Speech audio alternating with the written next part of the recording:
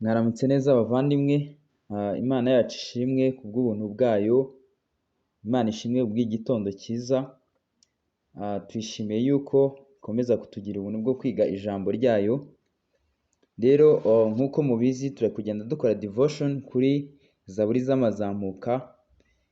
Ubushize twakoze ku ncamake kuri Zaburi z'amazamuka, wenda ku batarabashije gukurikirana audio ya mbere bashobora kuyikurikirana kugira ngo tubashe kugendana neza. Rero uyu munsi tugiye gukomeza twiga none kuri Zaburi z'amazamuka. Tugiye noneho kwinjira dutangire kuri Zaburi y'120 ibanziriza nyine izindi Zaburi z'amazamuka. Rero reka mbanze nsaba umwami ninginga kugira ngo umwami abane natwe muri uyu mwanya tugiye kubana turi kwigira hamwe iyi Zaburi. Mana rero ushimwe yuko ugira neza, ushimwe yuko uri mwiza ibihe byose mwami ushimwe yuko waduhaye ijambo ryawe. Ijambo ryawe rifite umumaro wo kutwigisha, kuducyaha, kuduhugura, duhanira gukiranuka mwami, kugira ngo tube dushyitse dufite ibidukwiriye byose ngo dukore imirimo myiza. Mwami rero ushimwe yuko wadushoboje ubushize tukiga ku ncamake kuri Zaburi z'amazamuka.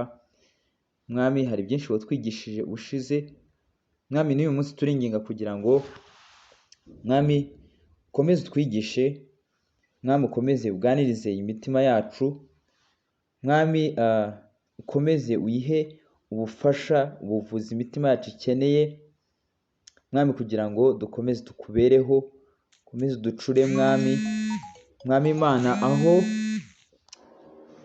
aho mwami Imana twumva ducitse intege uduha imbaraga, mwami Imana aho turwana n'intambara z'icyaha mwami udushoboze, uduhe kwihana, duhindukire tukubereho mwami. Icyo twifuza ni ukukuberaho, ni ukukumenyekanisha mwami Imana muri iyi si mwami, dushikamye mu byiringiro by'uko dutegereje ko umwami Kristo azagaruka tukabana nawe iteka ryose mu bwami, ko twamwizeye mwami, kuko twizeye umurimo yakoze ku bwacu wo kuducungura. Mwami habwa icyubahiro, shimwa ubane natwe buri wese mwami Imana wumva iyi Zaburi mwami, ndakwinginze kugira ngo bibe ari inyungu kuri we, umwigishe mwami, umuhe umunezero mwami Imana, umugirire ubuntu bwawe mwami rero shimwa, abana natwe, shyirwa hejuru muri byose mu izina ry'umwami wacu Yesu Kristo, amen. Bavandimwe rero tugiye gutangirira kuri Zaburi ibanziriza izindi Zaburi z'amazamuka. Twabonye ko ari Zaburi zigera kuri 15 Zaburi z'amazamuka, ubushize twakoze ku ncamake. Rero reka twinjire muri iyi Zaburi tudatinze, tuzagenda dukomeza n'izindi. Zaburi 120 reka tubanze tuyisome yose, hanyuma tugende tureba icyo umwami Imana akomeza kutwigishiriza muri iyi Zaburi. Zaburi 120, indirimbo y'amazamuka. Mu mubabaro wanjye natakiye Uwiteka aransubiza. Uwiteka kiza ubugingo bwanjye iminwa ibeshya, n'ururimi ruriganya. Wa rurimi ruriganya we, azaguha iki? Azakongera ibirutaho iki? Ni imyambi ityaye y'intwari, ni amakara y'umurotemu. Mbonye ishyano kuko ntuye i Mesheki, nkaba mu mahema ya Kedari. Umutima wanjye wahereye kera uturanye n'uwanga amahoro. Njyeweho nshaka amahoro, ariko iyo mvuze bashaka intambara. Mu by'ukuri iri ni isengesho ry'umunyazaburi asenga, asaba yinginga Imana kumutabara bitewe na situwasiyo yari arimo. Iri ni isengesho mu by'ukuri ry'umunyazaburi. Bivugwa ko ahari iyi ndirimbo cyangwa se akaba ari n'isengesho ngo ari isengesho ry'umuntu wavaga iwe azamuka ngo ajya i Yerusalemu gusenga, nk'uko twabibonye izi zaburi z'amazamuka ko babaga bazamuka bajya hehe? I Yerusalemu. Ku murongo wa mbere turi kubona uyu munyazaburi asenga akavuga ngo mu mubabaro wanjye natakiye Uwiteka, ngo Uwiteka aransubiza. So icya mbere ndashaka ko twibaza ngo mbese iyo turi mu mubabaro cyangwa mu makuba, ninde dutakira bwa mbere? Ninde dutakambira? Ninde twiyambaza?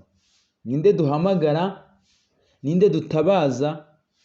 Ninde duhungiraho? Benshi hano akenshi twakwisanga hari ibindi bintu tubanza imbere y'Imana.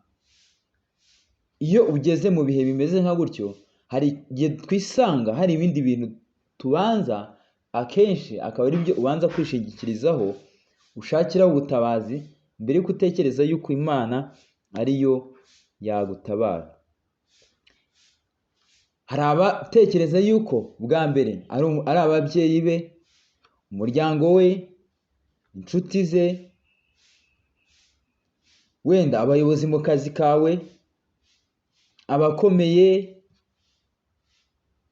cyangwa se pasitori wawe, cyangwa se n'abandi bantu utekereza yuko baguha ubutabazi. Akenshi ugasanga ari bo ushyira imbere mu by'ukuri mu gutekereza yuko bagufasha kuva muri aya makuba yawe. Ariko kuri uyu munyazaburi we biratandukanye, kuko mu mubabaro we yatakiye Uwiteka. Kubera iki yatakiye Uwiteka? Kubera iki yatakiye Uwiteka?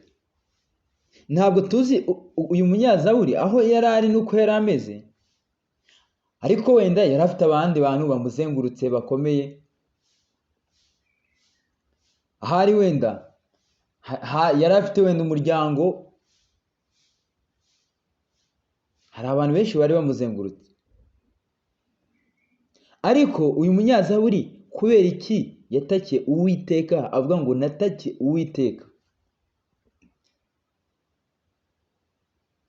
Uyu munyazaburi biragaragara rwose yuko yari azi Uwiteka ko amurutira abandi bantu bose, kandi ko abaruta cyane, mu buryo nta kintu na kimwe abantu bambaye umubiri bafite mu by'ukuri yaburira mu kiganza cy'Uwiteka.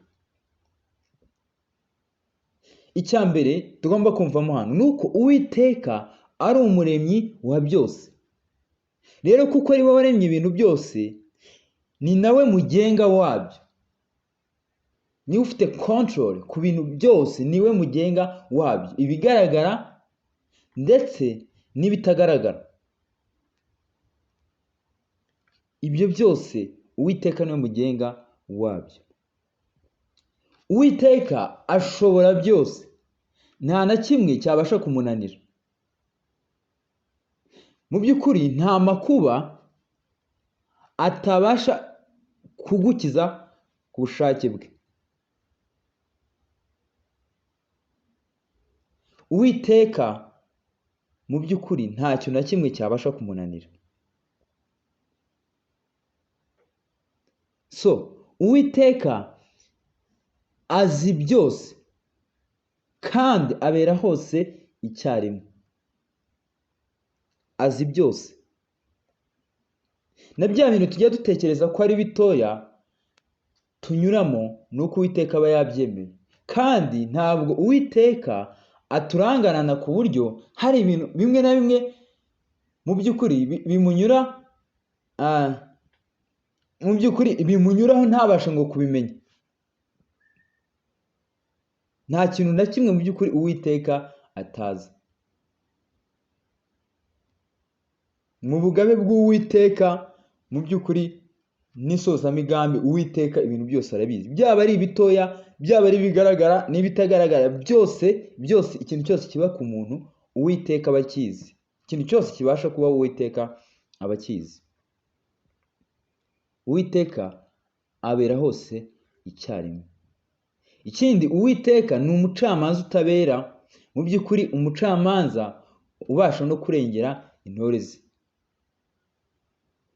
Murabyibuka umwami wacu Yesu mu mugani yaciye atwigisha guhora dusenga, avuga umucamanza wari mu mudugudu umwe, hakaba hari umupfakazi ngo wahoraga aza amutakambira amwinginga kugira ngo amurengere, ariko ngo uwo mucamanza ntiyitaga ku bantu, ntiyubahaga n'Imana.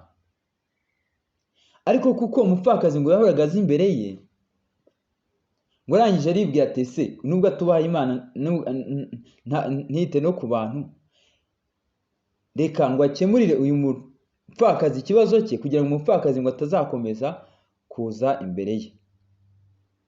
Rero uwo ni umugani Yesu yaducira atubwira nyine guhora dusenga tutarambirwa, mu by'ukuri dutegereza yuko Imana idusubiza.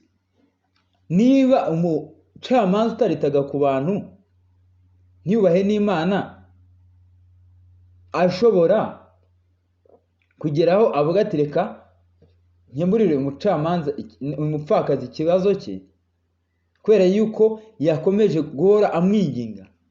Mbese Imana yacu nziza, Imana itabera, umucamanza utabera, izabura ite kurengera intore zayo?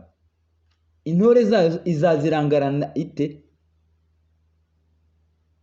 So ibyo Yesu yabitubwiye atwigisha, atubwira guhora dusenga tuzi imbere y'Uwiteka, ko Uwiteka rwose abasha no kuturengera, abasha kuturengera. Uwiteka abasha kurengera ngo intore ze ndetse vuba. Uwiteka ni umunyambabazi nyinshi cyane, afitiye imbabazi abantu be. Uwiteka afite urukundo rwinshi cyane adukunda. Uwiteka, Imana ni urukundo, Imana ni urukundo.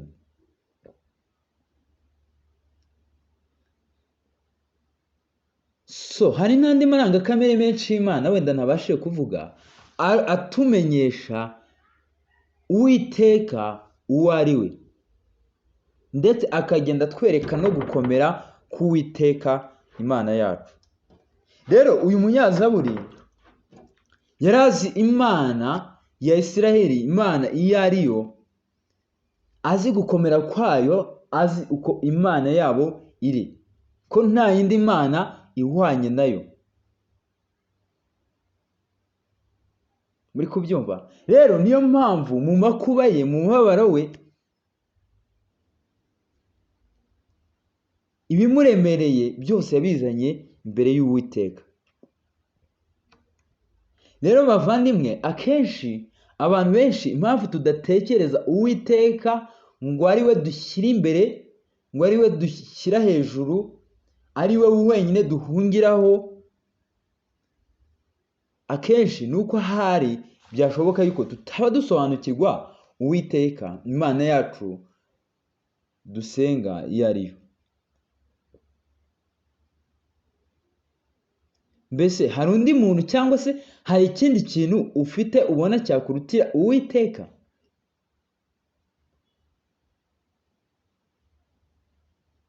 Hari ikindi kintu cyakurutira Uwiteka?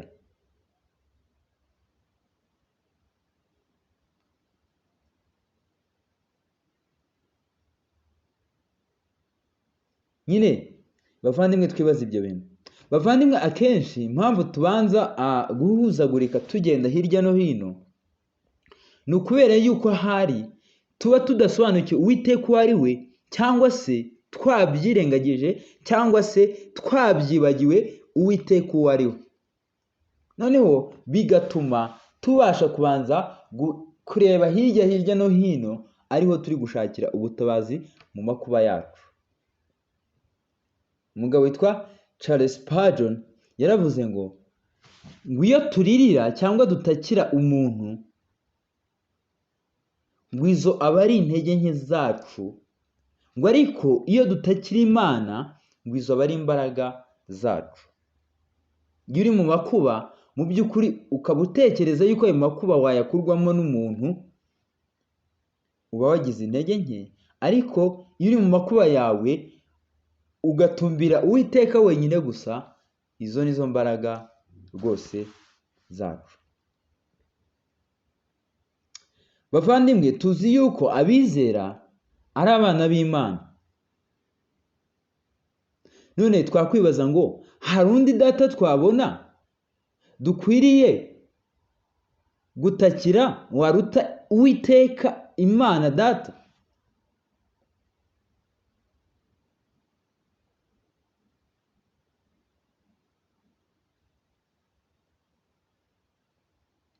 Ese umwami wacu Yesu Kristo ntiyatwigishije akatubwira ngo tujye dusenga tuti Data wa twese uri mu ijuru, muri Matayo 6:9, ko twahawe ubwo buntu n'umwami wacu Yesu Kristo atubwira ngo tujye tuza imbere y'Imana dusenga tuvuga ngo Data wa twese. Ntabwo ari ibintu dukwiriye bavandimwe, ntabwo ari ibintu dukwiriye kuza imbere y'Imana dusenga ngo Data wa twese, ariko umwami Yesu yaduhaye ubwo buntu ngo tujye dusenga rwose tuti ngo Data wa twese. Ibyo umwami Yesu rwose yaduhaye ubwo buntu ngo tujye dusenga Data wa twese. Ariko biratangaje bavandimwe ukuntu twebwe tubayeho n'ukuntu tudafata ayo mahirwe n'ubwo buntu twagiriwe n'umwami wacu Yesu Kristo ngo dusabe, ngo twinginge, dusenge mu by'ukuri nk'uko Kristo yadutegetse, tuvuge ngo Data wa twese. Iyo uzi imbere ya Data, reka turebe wenda ku batubyaye ku mubiri, wenda nk'umwana iyo ari imbere ya se hari ukuntu aba afata se mu buryo budasanzwe. Hari ukuntu mu mitekerereze y'umwana aba yumva ko se ikintu cyose umwana ashaka se agifite, ku buryo ari n'ikintu agera agasaba se kandi icyo kintu se atanagifite, wenda kirenze n'ubushobozi bwe. Hari ukuntu umwana muto iyo ari kumwe na se aba yumva mu by'ukuri nta kindi kintu cyabasha kumukoraho, aba yumva ashize ubwoba. Kubera iki se? Kubera yuko ari kumwe na se, aba yumva ko se yamurengera mu kintu icyo ari cyo cyose gishobora kumuza, gishobora kuza kimwegera.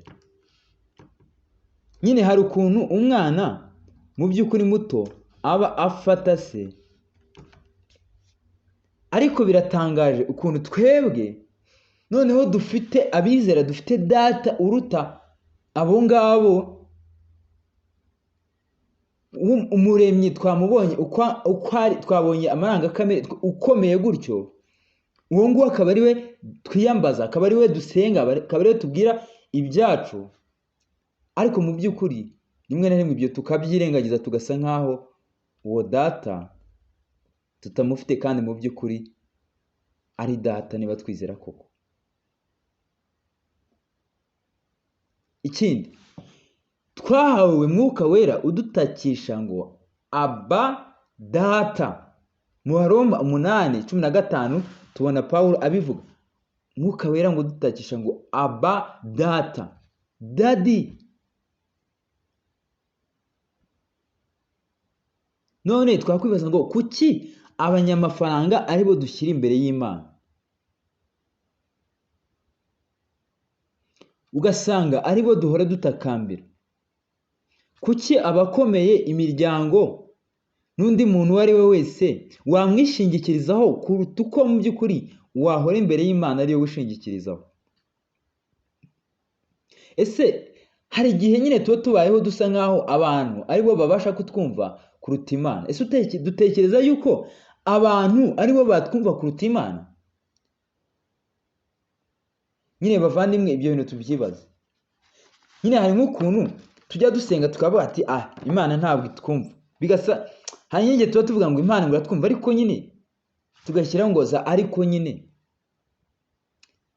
Imana yacu twabonye ko ari inyembabazi, ifite urukundo, ifite kwihangana, yita ku ntore zayo, ibasha kuzirengera vuba. None kuki twakwemera kugira imitekerereze imeze nk'aho Uwiteka Imana yacu itatwumva? nyine iyo usomye muri Matayo 7, bisomye mu butumwa bwiza uko bwanditswe na Matayo ibice 7 ku murongo wa 11, mwumva ukuntu umwami wacu Yesu Kristo yavuze. Ibice 7 murongo wa 11 yaravuze ngo, ko muri babi kandi mukaba muzi guha abana banyu ibyiza, none se wo mu ijuru ntazarushaho guha ibyiza ababimusabye? Niba abantu ari babi, mu by'ukuri murebe, wenda benshi sibyo ufite ababyeyi batizera, ariko mu by'ukuri hakaba hari icyo ubasaba cyangwa wabasabaga bakabasha kukiguha, kandi abo bantu ni babi, abantu ni abanyabyaha, ariko bakakiguha. None Imana yo nziza y'urukundo, Data uri mu ijuru mwiza, azabura ate kuduha ibyo dusabye niba tubisabye nk'uko ashaka? Mu by'ukuri musabe muzahabwa, niko birivuga ngo musabe muzahabwa, mushake muzabona, mukomange urugi muzakingurirwa. Kuko umuntu wese usabye ahabwa, ushatse abona, n'ukomanga akingurirwa. Mbese muri mwe hari umuntu umwana we yasaba umutsima akamuha ibuye, cyangwa yamusaba ifi akamuha inzoka? Ko muri babi kandi mukaba muzi guha abana banyu ibyiza, none se wo mu ijuru ntazarushaho guha ibyiza ababimusabye? Se bavandi, igihe tuza gusaba Imana, twinginga Imana, nyine tuba twibuka ibyo umwami Yesu Kristo yatubwiye, tuba twibuka yuko yatubwiye ko Data wo mu ijuru azarushaho guha ibyiza ababimusaba. Ariko nanone tukibuka ko Yohana yavuze ngo ikidutera gutinyuka nuko ngo twumva iyo dusabye nk'uko ashaka. Nanone muri Matayo 6 yavuze ngo tujye dusenga tuvuge ngo, Data twese uri mu ijuru, izina rye ryubahwe, ibyo ushaka ari byo bibaho. Kubera iki? Ibyo Uwiteka ashaka ari byo bikwiye kubaho. Bavandimwe, umugabo witwa Charles Spurgeon niwe wavuze ngo, tuzagenda tunabibona, mu gihe dusenga Imana iramutse isubije amasengesho yacu yose nk'uko twasabye, ntabwo byaba bikiri umugisha kuri twebwe, byaba ari umuvumo. Kubera iki? Kubera ko twebwe mu byo dusaba, hari n'ibyo dusaba twebwe Imana ibiduha byatubera akaga, byadushyira mu by'ukuri mu kaga, aho kugira ngo bidushyire mu munezero. Ariko Imana kuko ari nziza, ari urukundo, ikunda abantu bayo, nayo mpamvu mu byo dusaba hari ibyo idasubiza, kuko ari byo bitubereye byiza kuba itabisubije. Yo ikaba ariyo idusubiza ikaduha ibidukwiriye. Naho iduha twebwe ibyo dusaba, ntituzi gusaba nk'uko bikwiriye, ntituzi gusaba mu by'ukuri nk'uko bikwiriye. Ariko muzanitegereze murebe nk'abari abana batoya, iyo ufite nk'umwana mutoya, wenda ku bafite abana bashobora kubivuga, bashobora kubitubwira tukabyumva. Umwana hari igihe gusaba ikintu, mu by'ukuri icyo kintu kikaba ari ikintu cyamushyira mu kaga, ariko we ntabizi, aragishaka akarira ngo ukimuye. Ariko we nk'umubyeyi ukabona icyo kintu atari cyiza kuri uwo mwana, ko cyamushyira mu kaga. Rero bikaba byiza ko kimwima, kandi kwima umwana icyo kintu akaba aricyo bimubereye byiza. Rero natwe ngo mu by'ukuri uburyo dusaba, ntituzi gusaba nk'uko bikwiriye, ariko dufite Mwuka Wera ngo utunihira imirimo myinshi cyane. Dufite na Yesu Kristo uri iburyo bwa Data adusabira, mu by'ukuri kuri Data adusabira. Rero Imana kuko idukunda cyane, ntabwo iduha ibyo dusabye byose, ahubwo iduha ibidukwiriye.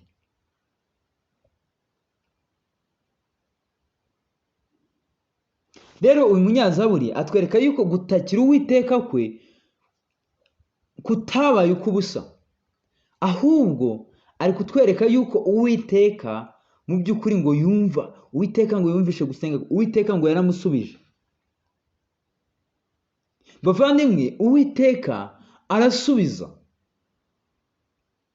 Uwiteka rwose aradusubiza. Uwiteka ashobora kukubwira yego bikaba ari byo bikubereye byiza, ariko nanone ashobora kugusubiza akubwira ngo oya, nanone bikaba ari byo bikubereye byiza.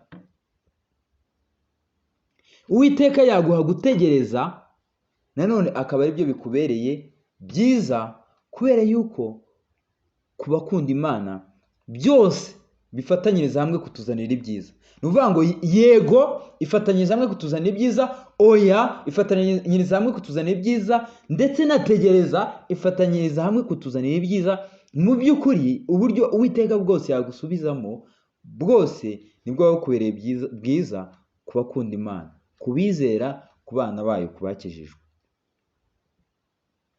Pawulo ngo yari afite akita ngo igishakwe. Mu by'ukuri icyo kintu yari afite benshi babivuga mu buryo butandukanye, ngo hari n'uburwayi yari afite buri koronike runaka. Bamwe bakavuga ati wenda yari afite ikibazo cy'ijisho abandi wenda ntituvuge ubwo burwayi bwo ari bwo yari afite, ariko yari afite ikintu cyari kibanga, ndetse ari ingingo ngo 1 2 3 arasenga mu by'ukuri kugira ngo Imana imukize icyo kintu. Ariko Imana ukuntu yaramubwiye ngo Pawulo, ubuntu bwanjye buraguhagije. Pawulo Imana imwigisha guca bugufi mu by'ukuri ari Pawulo intumwa. Hari abantu benshi babigisha b'ibinyoma bajya bigisha bakavuga ngo uwizera ntabwo ashobora kurwara. Muri kubyumva? Ariko tubona Pawulo Imana ibabwira ngo ubuntu bwanjye buraguhagije, bashaka ko bibakiza. Timoteyo murabizi yari afite uburwayi, ahari benshi bavuga yuko ari uburwayi bw'igifu. Yari afite uburwayi. Mwibaze ukuntu yari Timoteyo wakoraga umurimo afatanyije n'intumwa Pawulo wari ushinzwe amatorero, ariko mu by'ukuri Pawulo amubwira ati nagusize muri Efeso, Timoteyo ubwirize. Timoteyo ariko mu by'ukuri Imana ikamureka akaba afite ubwo burwayi. Reka turebe kuri Yobu. Murabizi ko yabuze ibye, murabizi yuko yageze naho umubiri we urarwara. Biriya byose rero bimaze kuba kuri Yobu uburyo yashubije biratangaje. Yaravuze ngo Uwiteka ngo niwe wamuhaye ibi ngibi, ni nawe ubisubiranye, ngo izina ry'Uwiteka rishimwe. Umugore we amaze kubona Yobu arembye cyane, ati Yobu watutse Imana yawe ukipfira. Yobu ati mu bice bibiri, ati none twakwakira ibyiza biva mu kuboko kw'Imana, ibi bibi ntitubyakire? Muri kubyumva? Hano rero bita bigaragaza ukuntu abizera batubanjirije babaga biringiye Imana, ndetse no mu gihe bari kunyura mu bintu bisharira Imana ikabyemera, mu by'ukuri bakomezaga biringiye Imana, kandi mu by'ukuri ibi nibyo byabaga bibabereye byiza, kuko ari byo Imana iba yashimye. Rero Uwiteka yumva amasengesho yacu. Ni Imana nzima iriho, ntabwo ari nk'ibigirwamana bitariho. Ku murongo wa 2, Uwiteka nkiza abanyabinyoma, nkiza abantu bariganya. Uyu munyazaburi yari atuye hagati y'abantu babi cyane. Mu by'ukuri dore aba bantu babi uko abavuga. Aba bantu babi yari atuye hagati yabo, ngo bari abanyabinyoma, ngo bari abariganya, ngo bari abanga amahoro. Ku murongo wa 6, ngo bari abashaka intambara. Mwumve ikintu kiranga aba bantu. Uyu munyazaburi mwumva abantu yari atuye hagati ukuntu bari bameze. Ngo bari abanyabinyoma, ngo bari abariganya, ngo bari abanga amahoro, ngo ndetse ngo bari abashaka intambara.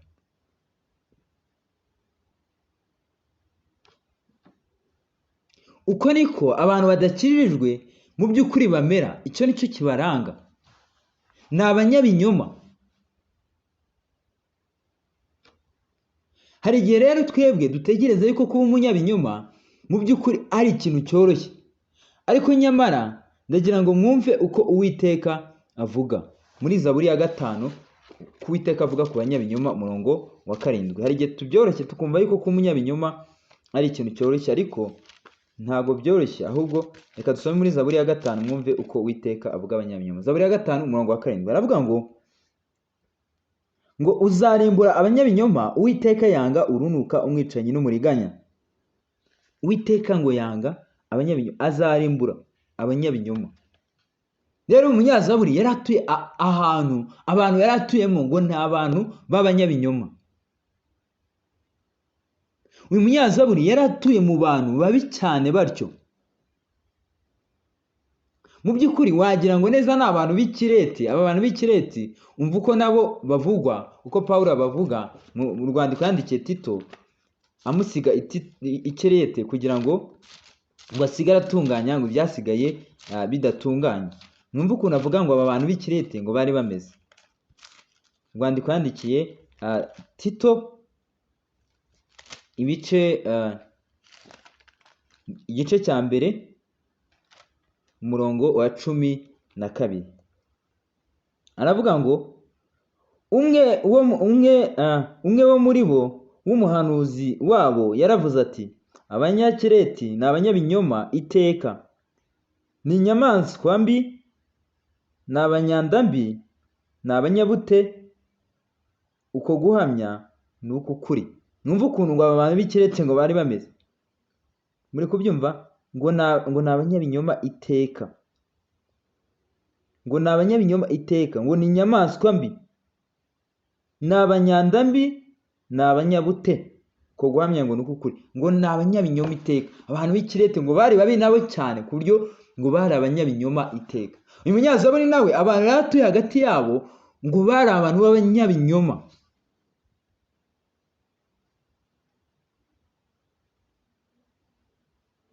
Ikindi ngo bari abariganya. Abariganya, kuba umuriganya byo dutekereza ko ari ibintu byoroshye. Ubundi umuriganya, icyo cyaha cyo kuriganya, mutekereza yuko ingorano yacyo ari iyihe? Reka dusome none mu Migani 11 umurongo wa 3 mwumve icyo umuriganya mu by'ukuri ijambo ry'Imana rivuga ko akwiriye. Mu gitabo cy'Imigani 11 umurongo wa 3. Imigani 11 umurongo wa 3 aravuga ngo gutungana kw'abakiranutsi kuzabayobora, ariko ubugoryi bw'abariganya buzabarimbura. Kansubiremo, gutungana kw'abakiranutsi kuzabayobora, ariko ubugoryi bw'abariganya buzabarimbura. Murumva ko n'uburiganya mu by'ukuri bw'abariganya buzabarimbura. Rero umunyazaburi yari atuye hagati y'abanyabinyoma. Uwiteka ngo azarimbura abanyabinyoma. Uyu munyazaburi yari atuye hagati y'abariganya. Abariganya ngo uburiganya bwabo buzabarimbura. None uyu munyazaburi gusenga avuga ngo Uwiteka amukize kuko atuye ahantu habi hameze gutyo. Ninde wagukiza abantu babi bameze gutyo? Ninde wagukiza mu gihe uri hagati y'abantu bononekaye byuzuye gutyo?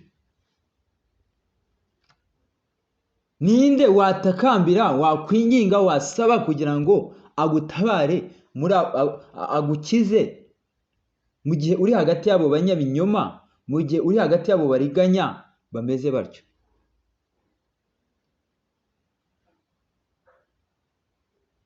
Ni Uwiteka.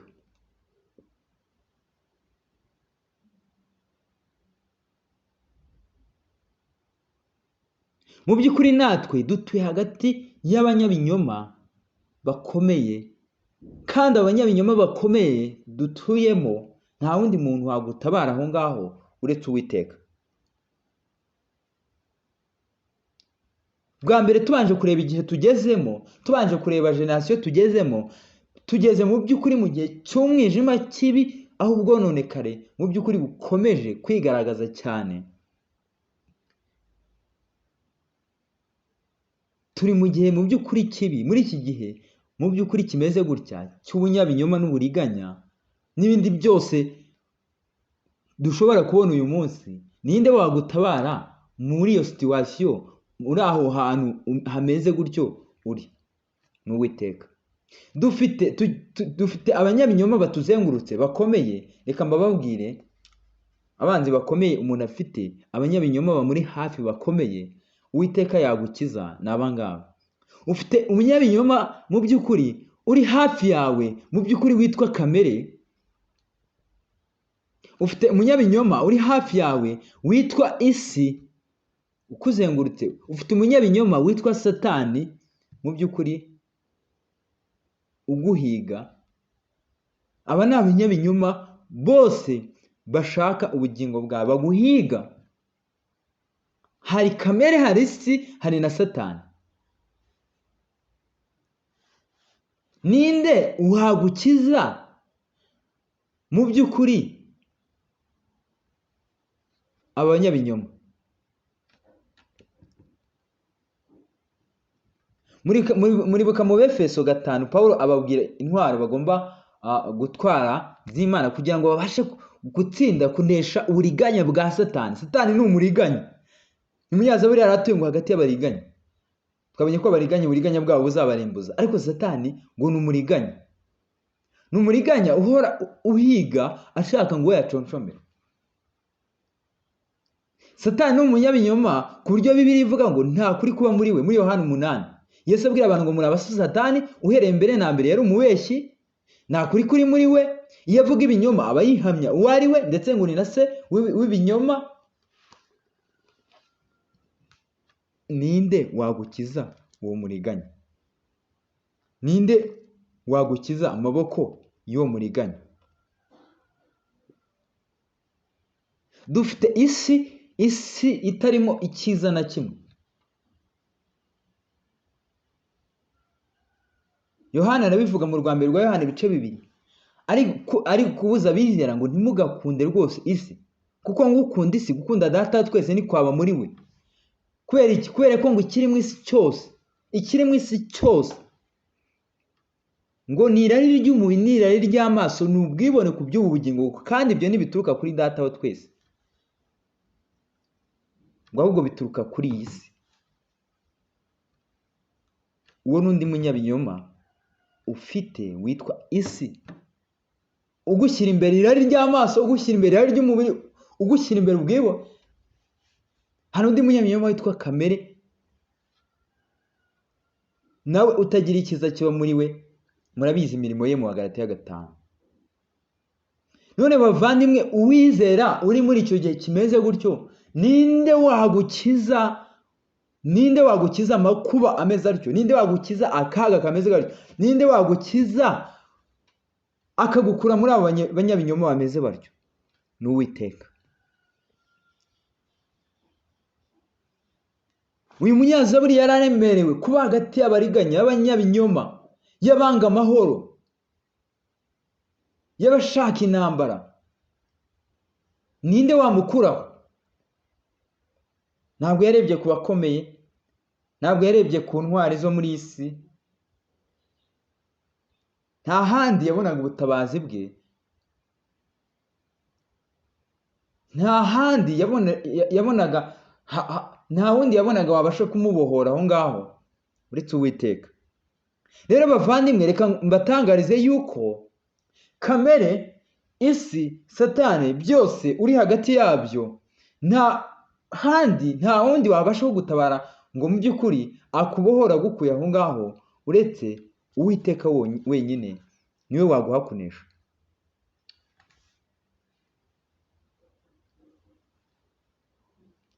Ninde wagukiza abanyabinyoma? Ni Uwiteka gusa. Niwe wabasha kubohora.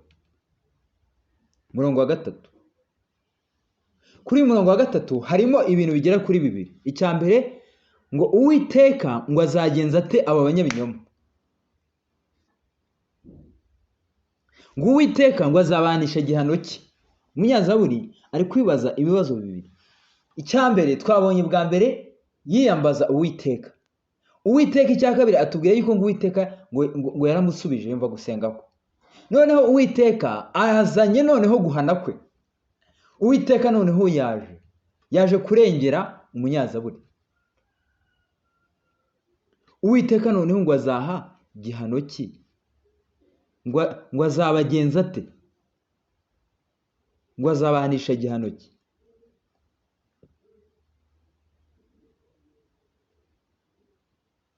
Mbese abanyabinyoma n'abariganya ni iki? Abanyabinyoma, abariganya, abadashaka amahoro, abashaka intambara, ni ikihe gihano bakwiye?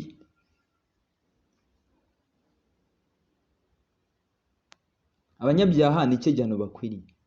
Ahari leta zo zishobora kubahanisha gufungwa imyaka 5, 10, 20, simbizi. Ariko Uwiteka ni ikihe gihano aha abanyabinyoma? Ni ikihe gihano aha abariganya? Ni ikihe gihano aha abanga amahoro? Ni ikihe gihano aha abakunda intambara? Ni ikihe gihembo cy'ibyaha? Zaburi ya 6 nako mu Baroma 6:23 tubona yuko mu bihembo by'ibyaha ari urupfu. No muri Zaburi ya 5 twayibonye umurongo wa 7 twabonye yuko Uwiteka ngo azarimbura abanyabinyoma. No mu migani tubona yuko abariganya bakwiye kurimbuka. Uburiganya bwabo ngo buzabarimbura. Igihembo cy'ibyaha ni urupfu. Urupfu mvuga hano ni urupfu rw'iteka. Hari urupfu abantu bapfa rw'imibiri ruhamye ko ari abanyabyaha, ariko hari urupfu rwisumbuye ruruta urwo rw'umubiri, ari urwo rupfu rw'iteka. Mu by'ukuri Bibiliya narwo iraburuvuga ko abantu bazahanwa by'iteka.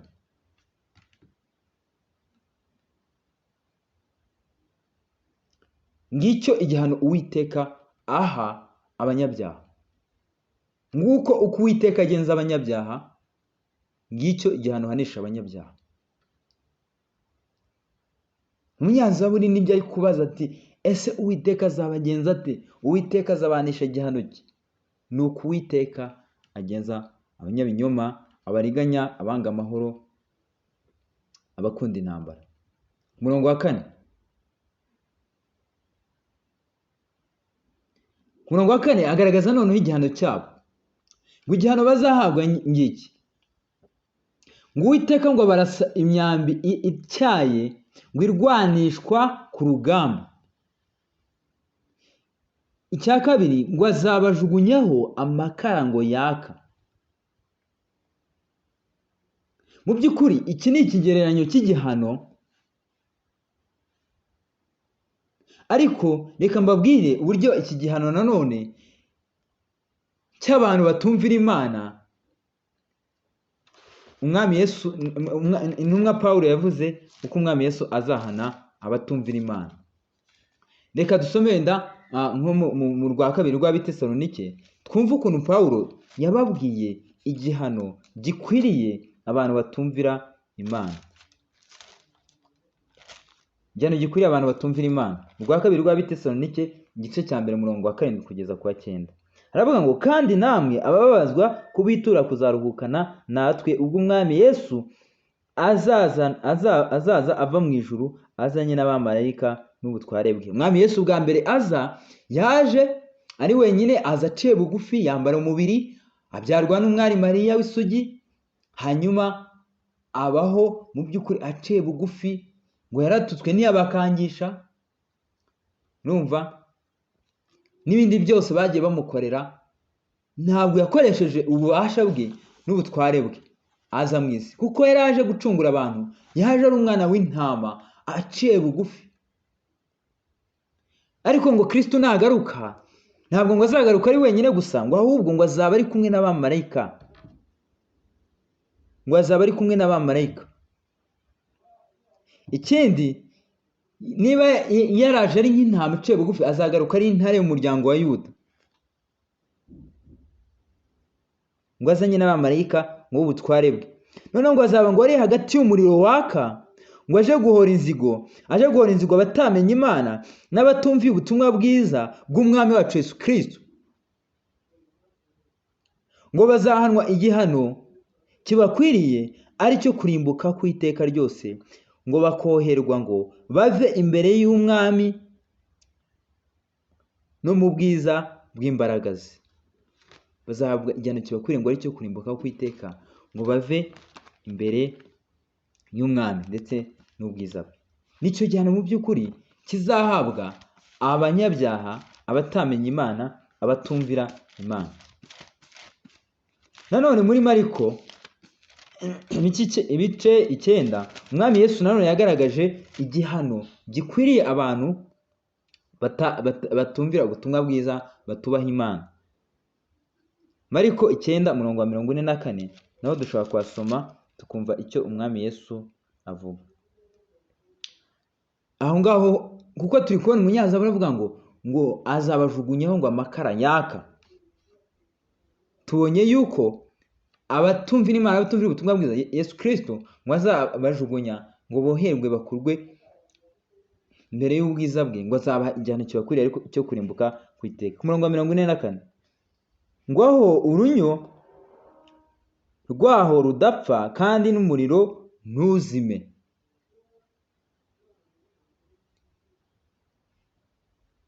Aho ngaho ngo niho abatizera bazajugunywa. No ku murongo wa 46 ahasubiramo ngo aho urunyo ngo rwaho rudapfa ngo kandi umuriro ntuzime. Aho ngaho ngo niho bazoherwa, niho ngo abatizera bazajya. Iki ni cyo gihano uyu munyazaburi ari kureba akabona aba bantu b'abanyabinyoma, b'abariganya, banga amahoro, bakunda intambara, bakwiriye.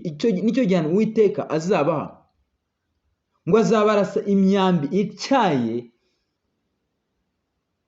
ngo irwanisha ku rugamba, ngo azabajugunyaho amakara yaka. Turi kubona uburyo intumwa Pawulo ivuga igihano abatumvira Imana, abatumvira ubutumwa bwiza bazahabwa. Tukabona n'umwami Yesu nawe avuga ahantu bazajya uko hameze, ko ari ahantu urunyo rwaho rudashira ndetse ngo n'umuriro waho utazima.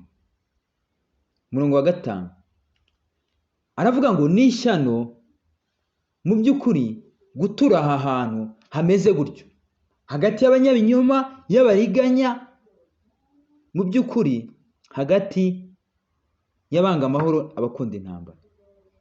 Ngo ni ishyano guturana n'abamesheki ndetse n'abakedari. Abamesheki dushobora kubabona mu Itangiriro ibice 10 umurongo wa 1 ndetse n'uwa 2, tukamenya aba bamesheki abo ari bo. Itangiriro ibice 10 umurongo wa 1 ugiye kwa 2. Uru ni urubyaro rwa bene Nowa, ari bo Shemu na Hamu na Yafeti. Yabyaye abana hanyuma y'abamwuzure. Bene Yafeti ni Gomeri na Magogi na Madayi na Yavani na Tubali na Mesheki na Tirasi. Mesheki muri kumubona hano mu bana ba Yafeti, muri kubibona. Mesheki yari umwana wa 6 wa Yafeti. Yafeti akaba ari umwana wa Nowa. Abamesheki rero ni abantu ngo bangaga amahoro, ngo bagakunda intambara.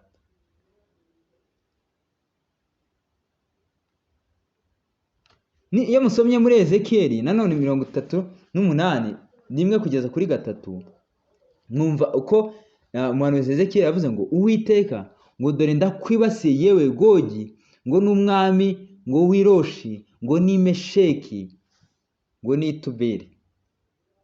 Naho murabona Uwiteka avuga ngo I am against you, ndakwibasiye,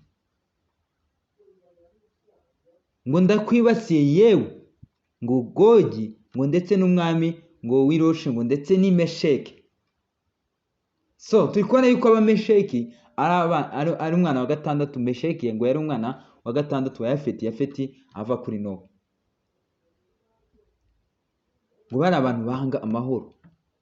Abakedari bo noneho, abakedari bivugwa ko ngo ari abakomoka ngo kuri Ishimayeli. Noneho Ishimayeli murabizi ko Aburahamu yashatse inshoreke, yabyaranye n'inshoreke yitwa Hagari, inshoreke ya Sara, umuja nyine wa Sara, babyarana Ishimayeli. Noneho Aburahamu na Sara babyarana Isaka, ariwe mwana w'isezerano. Rero ngo abangaba abakedari bivugwa ko ahari ari abakomotse ngo kuri Ishimayeli. Abangaba abakedari n'abamesheki ibyabarangaga ngo nuko ngo bari abanzi b'amahoro, ngo bakunda intambara. Rero umunyazaburi yari atuye hagati y'abantu bameze batyo. Wagira ngo neza ni Loti wari utuye i Sodomu, hagati y'abantu b'abanyabyaha bakora biteye isoni. N'uyu munsi natwe dutuye hagati y'abantu banga Imana bayirwanya. Mu by'ukuri abantu bononekaye mu gukora ibibi, ni abanzi b'amahoro, ni abakunda intambara, ni abariganya, ni abanyabinyoma. Natwe ni bantu dutuyemo bononekaye. Uyu munyazaburi rero yari atuye hagati y'abantu banga amahoro bameze batyo, abakedari ndetse n'abamesheki. Yari atuye mu Ikedari, mu mahembango y'Ikedari ngo ndetse n'Imesheki. Ku murongo wa 6 ndetse n'uwa 7, umunyazaburi avuga ko we ngo aba ashaka amahoro, mu gihe twabonye yuko aba bandi atuyemo banga amahoro, ariko we ashaka amahoro. Ese abashaka amahoro ni bande? Muribuka abavandimwe twiga muri Matayo 5, turi kwiga kuri Beatitudes cyangwa se zahirwa. Muribuka yuko twabonye hahirwa ivuga ngo hahirwa abazana amahoro, kuko ngo ari bo bazitwa abana b'Imana. Abazana amahoro nibo bana b'Imana. Uyu munyazaburi kuvuga ati we ngo abashaka amahoro. Twabonye amahoro Bibiliya ivuga, twabonye yari icyigisho mushobora kugisubiramo mukacyumva. Twabonye abana b'Imana ko ari bo bazana amahoro. Twabonye yuko abazana amahoro atari ikigo kindi icyo ari cyo cyose cyangwa abandi banyabushobozi n'abategeka b'isi, ahubwo twabonye ko abazana amahoro ari abana b'Imana. Twabonye ko abazana amahoro, kuzana amahoro ari ukuye. Twabonye yuko iyo tubwiriza ubutumwa bwiza tuba tuzana amahoro, kuko mu kubwiriza ubutumwa bwiza, mu kubwira abantu yuko Kristo yapfiriye ibyaha agahambwa akazuka kugira ngo dutsindishijwe nawe, kojeje umurimo wo kuducungura. Rero twabonye yuko abamwizera mu by'ukuri batsindishirizwa. Rero batsindishirijwe akaba ari bafite amahoro n'Imana. Rero abo bafitanye amahoro n'Imana nibo bahamagarirwa kugenda nabo bakabana n'abandi bantu bose amahoro. Icyambere twabonye kibanza ni ukugirana amahoro n'Imana, ni ukwiyunga n'Imana. None wamara kwiyunga n'Imana ukajya kubwira abantu kwiyunga n'Imana. Nguko kuzana amahoro ni ukubwiriza ubutumwa bwiza, ubwira abantu ibyo kwiyunga n'Imana, kuko abantu ku bw'akavukire yabo ni abanzi b'Imana, kuko abantu ku bw'akavukire yabo nibatandukanye n'ab'Ikedari n'ab'Imesheki, kuko abantu ku bw'akavukire yabo ni abanyabinyoma, ni abariganya, ni abanga amahoro, ni abakunda intambara, ni abantu bononekaye mu byaha byinshi bitandukanye. Rero abamenye Imana nibo mu by'ukuri baba bashaka amahoro, nibo babwira abantu ubutumwa bwiza bw'amahoro, nibo babwira abantu ibya Kristo. Kristo niwe mahoro. Kwiringira Kristo nibyo biduhesha kujyana amahoro n'Imana, nibyo biduhesha kubana amahoro. Rero umunyazaburi we yashakaga ngo amahoro. Abashaka amahoro n'abana b'Imana. Hahirwa abazana amahoro, abo nibo ngo bazitwa abana b'Imana. Abo nibo bazitwa abana b'Imana.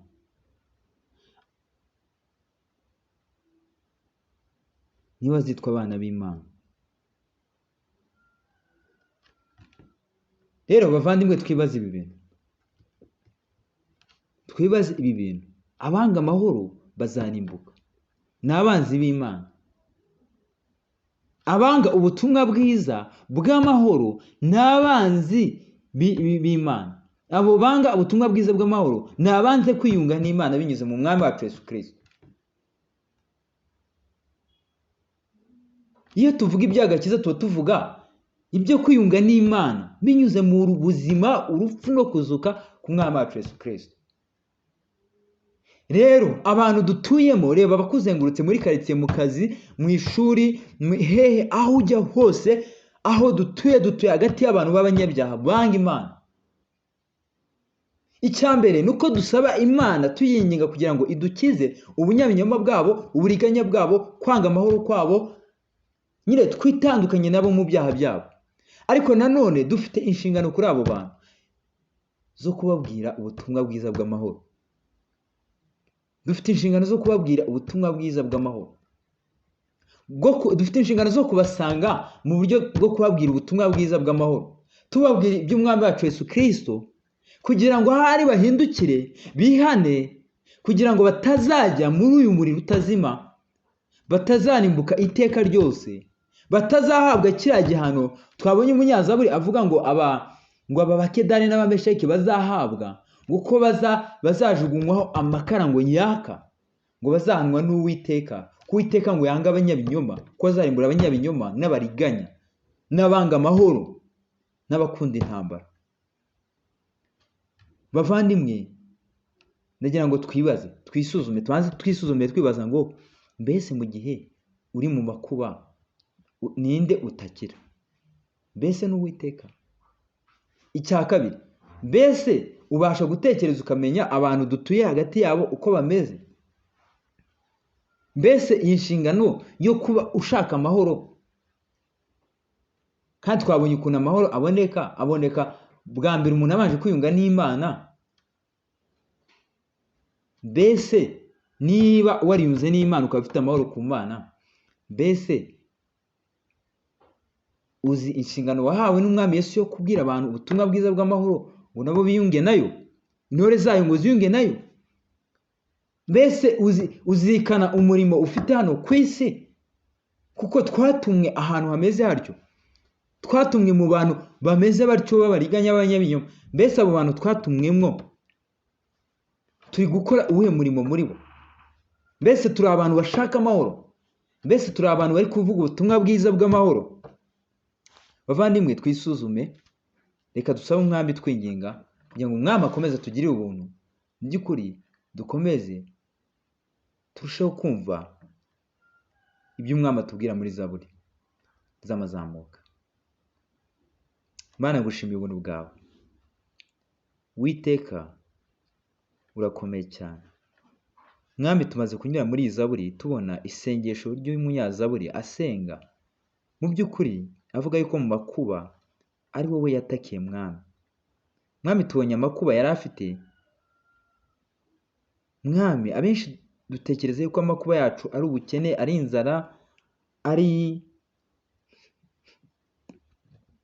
ari ugusonza, ari uburwayi, ari ibindi nyine tubona bishano byo muri isi gusa. Ariko umunyazaburi we amakuba yari arimo n'akaga yari arimo nuko yari azengurutswe n'abanyabyaha babi b'abanyabinyoma, mu by'ukuri b'abariganya, banga amahoro, bakunda intambara. Yari ari ahantu Mwami ibyaha bigwiriye. Umunyazaburi yari umuntu urambiwe n'ibyaha by'abanyabyaha, yari abangamiwe nabyo, byari bimuremereye Mwami. Mwami, ndakwingize kugira ngo natwe uduhe kureba iyi si turimo, twe kubona ibintu nk'ibisanzwe Mwami. Mwami, ibyaha tureba bituzengurutse twe kubigira ibisanzwe, ahubwo Mwami duhore dutaka, twumve ko ari akaga, ari amakuba kuba turi ahantu hameze hatyo Mwami.